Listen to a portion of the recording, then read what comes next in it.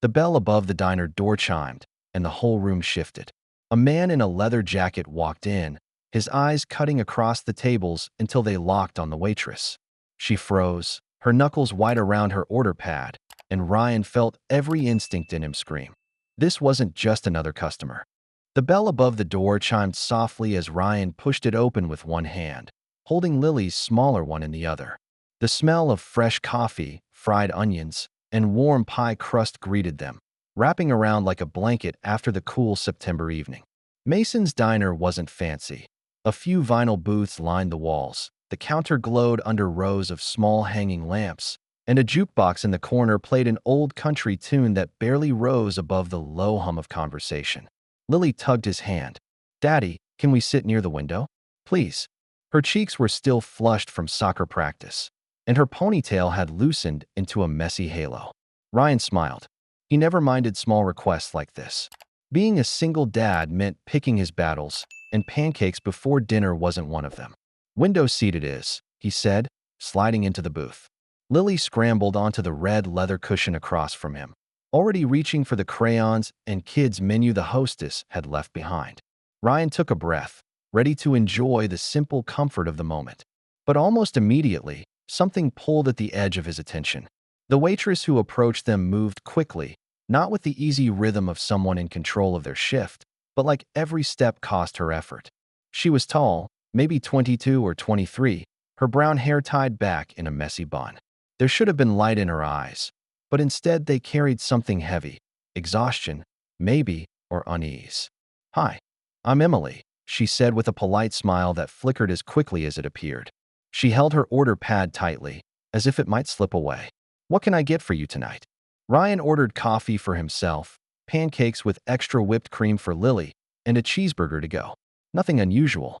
Yet by the time Emily scribbled the order and turned toward the kitchen, she had already looked up twice at the large wall clock above the counter. He leaned back, frowning slightly. Most servers checked the clock now and then, but this was different. Her gaze darted toward it like a reflex, like she couldn't help herself. Lily bent over the menu, humming as she filled in the cartoon dog with a purple crayon. Ryan tried to shake off the thought. Maybe she was just tired, maybe late for something. But when Emily returned with their drinks, her hands trembled just enough for Ryan to notice the ripple in his coffee cup. Her smile never reached her eyes. She glanced again at the clock, 6:45. Ryan's unease deepened. It was supposed to be a quiet evening. Still, he felt something stirring in his chest, the instinct that whatever Emily was waiting for, it wasn't good. Ryan wrapped his hands around the warm mug, letting the bitter scent of coffee steady him. Across the booth, Lily was in her own world, carefully drawing a sun in the corner of her paper placemat, tongue poking out in concentration. She was happy, and that was what mattered. But Ryan's eyes kept drifting back to the waitress. Emily moved between tables with practiced speed, but Ryan noticed the stiffness in her shoulders, the way she held herself tight, as though bracing against some invisible wind. She stopped at their booth again to top off his coffee. As she poured, Ryan caught the faint tremble in her hand. A few drops splashed onto the saucer, and she muttered, "Sorry," in a voice so quiet it nearly vanished under the jukebox. "No worries," Ryan said gently, offering a smile he hoped was reassuring. She nodded quickly but didn't meet his eyes. Instead, her gaze darted upward, again, to that wall clock. 6:47. Ryan leaned back, studying her. He'd been a bartender once, years ago, pulling late shifts in crowded bars, where you could read fear and frustration in a person's face faster than you could pour a drink. This was the same kind of look. She wasn't just tired. She wasn't counting down to the end of her shift. She was waiting. Lily tugged at his sleeve. "Daddy, can I get more syrup when she comes back?" "Of course, kiddo," Ryan said, smoothing her hair. He glanced toward Emily again. She was at another booth, scribbling down an order. Her smile flickered on and off like a light bulb with a bad connection. Her hands moved quickly, but her eyes betrayed her, shifting up every 2 minutes, searching the clock as if it held some secret countdown only she understood. Ryan's jaw tightened. He didn't like the way his gut was starting to twist. It was the same instinct that had once kept him out of bar fights, that sharp awareness when tension buzzed in the air. Something was off. When Emily returned with Lily's extra syrup, Ryan tested the waters. "You seem busy tonight," he said lightly. Emily gave a quick laugh that didn't match the weariness in her face. "Oh, just trying to get through the shift." She set down the syrup and smoothed her apron, but Ryan noticed her hands again, fingers twitching slightly before she tucked them behind her back. She moved away before he could say more, but not before glancing once more at the clock. 6:50. Ryan exhaled slowly, watching her disappear behind the counter. He couldn't shake the feeling anymore. Whatever Emily was waiting for, it wasn't good, and if his instincts were right, the night was only just beginning. Ryan watched Emily weave through the narrow aisle between booths, her movements brisk but uneven, as though her body wanted to escape faster than her job would allow. The clock above the counter ticked forward to 6:55, and Ryan realized he had counted every minute since they'd sat down. He didn't mean to, but once you notice someone's fear, it was impossible to ignore. When Emily stopped at their booth to refill Lily's water, Ryan reached out and touched her arm lightly, just enough to pause her. "Emily," he said, keeping his voice low so Lily wouldn't catch on. "I don't mean to be nosy, but you keep looking at the clock. Are you waiting for someone?" Her smile faltered, the corners of her lips tugging downward before she forced them back up again. "It's nothing," she said quickly, pulling her arm away. "Just keeping track of my tables." Ryan shook his head gently. "I've worked in places like this. That's not the kind of clock watching you're doing." His voice was calm, even. "You're not waiting for your break or the end of your shift. You're afraid of something, aren't you?" For a split second, her eyes widened. Her lips parted as though words might tumble out against her will. Then, just as quickly, she shut herself down, her gaze sliding away. "I should get back to the counter," she murmured, clutching her order pad like it was a shield. Ryan leaned back, but his eyes stayed fixed on her retreating figure. He could see the way her shoulders hunched as though she was trying to disappear into her uniform. He knew that look.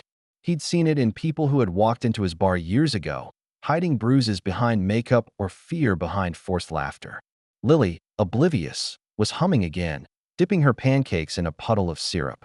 Ryan forced himself to smile at her, but his mind wasn't on the food anymore. From across the diner, Emily avoided his gaze. But Ryan saw the slight tremor in her lip, the sheen of unshed tears she fought to blink away. Whatever she was hiding, it was breaking through the cracks. He sipped his coffee, keeping his eyes on the clock this time. 6:59. Something told him the next minute would explain everything. The second hand on the clock made its way toward the 12, and Ryan felt his chest tighten with every tick. 7 o'clock. The bell above the diner door rang again, sharp and metallic, cutting through the soft hum of conversation. Ryan turned instinctively. A man stepped inside, the kind of presence that immediately shifted the air in the room. He wore a scuffed leather jacket, its sleeves creased and worn like it had seen too many bars and too many nights. His face was rough, shadowed with several days of unshaven stubble, and his eyes, cold, restless, moved across the diner like a hawk scanning for prey. Emily froze mid-step at the counter. Ryan saw her knuckles whiten around the order pad she was holding. She didn't move, didn't breathe, as though staying still might make her invisible. But the man's eyes found her almost instantly, and a smirk tugged at his mouth. He walked with purpose, heavy boots against the tile, until he leaned over the counter where Emily stood. Ryan couldn't hear the words, but he saw the way the man angled his head close, his lips moving just inches from Emily's ear. Whatever he whispered, it drained what little color she had left in her face. Her chest rose quickly, too quickly, and her eyes flicked to the clock again. 7:03. Ryan's stomach twisted. He had no doubt now. This was who she had been waiting for, or rather, dreading. He glanced at Lily, still eating happily, a smear of syrup across her chin. Ryan forced a calmness onto his face that he didn't feel. His instincts, the ones that had kept him steady through late-night bar fights and long hours raising a daughter alone, were screaming at him. Emily turned suddenly, grabbing two menus just for something to do, her hands shaking as she carried them toward another table. She didn't make eye contact with Ryan this time. She couldn't, but he had seen enough. The man slouched at the counter now, arms spread wide, claiming the space as though he owned it. His gaze never left Emily.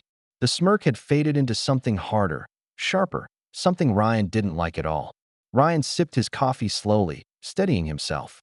Trouble had walked through the door at 7 o'clock sharp, and it had Emily's name written all over it. Emily returned to Ryan's table a few minutes later, balancing a tray with mechanical precision. Her hands looked steady from a distance, but up close Ryan saw the faint tremor in her fingers. She set down Lily's extra napkins, then turned to leave, but Ryan's voice stopped her.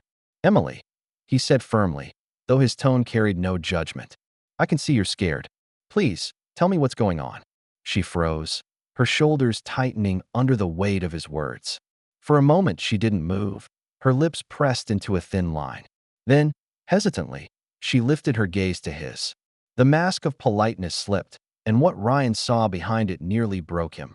Raw fear, mixed with exhaustion that looked years older than her age. "It's nothing," she whispered, shaking her head. But her voice cracked on the word. Ryan leaned forward, lowering his voice so Lily wouldn't hear. "I've been behind a bar long enough to recognize this kind of clock watching. You're not waiting for your shift to end. You're counting down to him, aren't you?" Emily's lip trembled. She swallowed hard, eyes darting toward Lily, then back to Ryan. Finally, she exhaled shakily, as though releasing a secret she had held too tightly for too long. "That man," she hesitated, her breath catching. "He's my stepfather. He's been following me for weeks." Her voice dropped to a whisper, barely audible over the clink of silverware in the diner. "I left home months ago because he—" Her throat closed, and she blinked rapidly, fighting tears. "Because he hurt me." Ryan's grip tightened on the edge of the table until his knuckles ached. He forced his voice to remain calm. "He's stalking you." She nodded, quickly, almost desperately. "Every Thursday night he comes here, right after his shift. I can't stop it. I keep looking at the clock because I know the exact minute he'll walk through that door." Her eyes glossed over with tears she refused to let fall. "And I can't avoid him. He knows where I work, where I live. He always finds me." Ryan's jaw clenched so tightly it hurt. "Why haven't you gone to the police?" Emily gave a bitter, broken laugh. "Tried that. They said unless he does something in front of them, their hands are tied." Her smile was hollow, a mask that crumbled instantly. "So I just wait, and I count the minutes until he shows up." Ryan's chest burned with anger, not at her, but at a world that left someone so young, so vulnerable, without protection. He stole a glance at the man at the counter, watching Emily with predatory patience. Ryan knew then and there. He wasn't leaving her alone tonight. Ryan sat back slowly, forcing himself to keep his expression steady. Inside, however, a storm was building. He looked at Emily, at the way she wiped her hands on her apron again and again, as if trying to rub away nerves that wouldn't leave. He looked at the clock, 7:20 now, the night stretching towards something darker. And finally, he looked at the man at the counter, leaning back on the stool, eyes fixed on Emily with a predator's patience. Ryan shifted his gaze to Lily. She was happily cutting her pancake into uneven pieces, narrating the castle walls she was building out of whipped cream. She was safe, oblivious. And that was when Ryan knew. He couldn't just sit by. When Emily dropped off the check, Ryan's voice stopped her. "Emily," he said quietly, steady as stone. "Do you have somewhere safe to go tonight?" She froze, shaking her head almost imperceptibly. "I live in a little room above the diner," she admitted reluctantly. "He knows where it is. Sometimes he waits outside." Ryan inhaled slowly, trying to keep the anger from spilling out. "Then here's what's going to happen," he said. "When your shift ends, I'm walking you out. And I'm staying until I know you're safe." Her eyes widened, panic and gratitude colliding. "You don't have to." "Yes, I do." His words cut firmly through her protest. He softened them a moment later, lowering his tone. "Look, I've got a little girl. I know what it means to keep someone safe. And I'm not about to let you face him alone." Emily blinked, tears threatening again. She shook her head slightly, as though fighting the urge to believe him. "You don't understand. It's dangerous." Ryan leaned closer, his voice calm, but carrying a weight that could not be dismissed. "Dangerous is not a word you throw around lightly. And it's not a reason to walk away. Not tonight." She stared at him for a long beat, searching his face for doubt, but finding none. Finally, her lips parted, and a shaky breath slipped out. She didn't thank him. She couldn't. But her shoulders dropped ever so slightly, the first hint of relief she had allowed herself all night. Ryan leaned back, finishing his coffee in silence. The decision had been made. He wasn't leaving Emily alone with that man. Not now, not ever. The hours dragged, each tick of the clock louder than it should have been. Ryan kept one eye on Lily, who had finished her pancakes and was now yawning, her small body leaning against the booth. The other eye never left the counter, where Emily's stepfather sat like a shadow that refused to leave. He ordered a beer the diner didn't even serve, smirking when the waitress reminded him. Instead, he settled for coffee, sipping it slowly, deliberately, as if each swallow was a declaration, "I'm not going anywhere." By 9 o'clock, the diner lights dimmed, signaling closing time. Chairs scraped across the floor as the last customers left, but the man at the counter stayed put, leaning back with his arms crossed, watching Emily. The cook and manager exchanged uneasy glances, but said nothing. Emily slipped into her coat, her movements quick and nervous, her eyes darting to the door. Ryan rose, taking Lily's hand. "Stay behind me," he murmured to Emily as they stepped outside together into the cool night air. The street lamps buzzed faintly, casting long shadows across the cracked pavement. The door banged open behind them. Heavy footsteps followed. Emily stiffened. Ryan tightened his grip on Lily's hand and placed himself squarely between Emily and the man approaching. The stepfather sneered. "Who's this?" His voice was low, mocking, dripping with challenge. Ryan didn't blink. His voice was calm, deliberate. "Your new boyfriend." He took a step forward, his tone sharpening. "I'm the guy who's going to make sure you never bother her again." The man barked a laugh. "With your kid here? You think you can stop me?" Ryan didn't flinch. "Yes, and I'll have the police here before you take another step toward her." His tone wasn't raised, but the conviction in it was enough to stall the man for half a second. The stepfather's face twisted, anger flashing in his eyes as he stepped forward. But then the diner door opened again. Two figures emerged, the cook and the manager. They crossed their arms and stood behind Ryan, silent but unyielding. Their presence alone shifted the air. Emily's stepfather paused, his smirk faltering. He glanced from Ryan to the men behind him, then back again. His bravado wavered. "This isn't over," he spat, pointing a finger in Emily's direction before shoving his hands into his pockets and storming down the street. The moment his figure disappeared into the shadows, Emily let out a shaky breath she had been holding for hours. Her hands covered her face, and when she dropped them, tears streamed freely down her cheeks. "You didn't have to do that," she whispered, voice breaking. "You don't even know me." Ryan looked at her steadily. "Sometimes you don't need to know someone to know they deserve to be safe." Emily stood there under the flickering street lamp, tears streaking down her cheeks, her body trembling as though the weight of the entire evening had finally broken through her defenses. Ryan kept himself steady, one hand resting gently on Lily's shoulder, the other clenched at his side to contain the frustration still coursing through him. "You asked me earlier why I kept looking at the clock," Emily said, her voice quivering. She swiped at her tears with the back of her hand, though more followed instantly. "It's because every Thursday night, I've been counting down the minutes to the part one dread most, when he shows up. But tonight," she looked at Ryan, her eyes searching his face. "Tonight, I was counting down a closing time because I knew you'd be here." The word struck Ryan harder than he expected. He felt his throat tighten, a lump rising that he had to force down. He nodded slowly, unable to answer right away. Lily, small and unshaken by the gravity of the moment, stepped forward and wrapped her arms around Emily's waist. "You can sit with us next time," she said softly, her voice carrying the simple kindness only a child could offer. Emily laughed through her tears, bending down to hug Lily tightly. "I'd like that," she whispered, her voice breaking again. Ryan cleared his throat, bringing himself back to the practical. "Listen, you can't stay upstairs tonight. Not with him knowing exactly where you are. I'll take you somewhere safe." Emily hesitated, torn between fear of leaving and fear of staying.